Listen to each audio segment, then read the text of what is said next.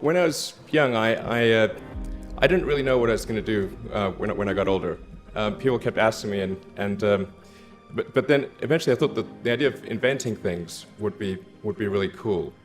And the reason I thought that was because I read a quote from Arthur C. Clarke, which said that a sufficiently advanced technology is indistinguishable from magic, and that's really true. If you go back, say 300 years, the things that we take for granted today you'd be burned at the stake for. Being able to fly, being able to see over long distances, being able to communicate, and having access to all the world's information instantly from almost anywhere on the earth. This is stuff that really would be magic, would be considered magic in times past.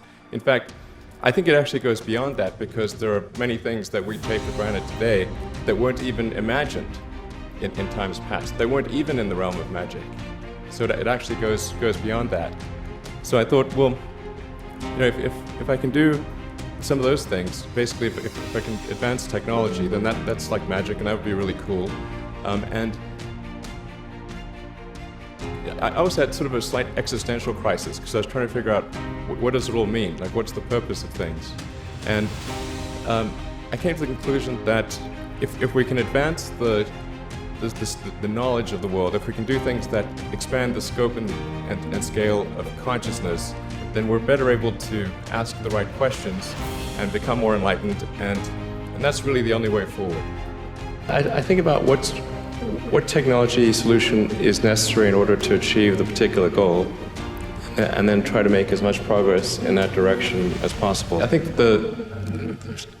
being a multi-planet species and being out there among the stars is important for the long-term survival of humanity. But then the part that I find personally most motivating is that it creates a sense of adventure, and it makes people excited about the future. If you consider two futures, one where we are forever confined to Earth until eventually something terrible happens, or another future where we are out there on many planets, maybe even going beyond the solar system, I think that second version is incredibly exciting and inspiring, and there need to be reasons to get up in the morning. Life can't just be about solving problems. Otherwise, what's the point? There's got to be things that people find inspiring and make life worth living. When my brother and I were starting our first company, instead of getting an apartment, we just rented a small office, and we slept on the couch. And we showered at the YMCA, and we're so hot up we had one computer, so the website was up during the day, and I was coding at night, 7 days a week, all the time.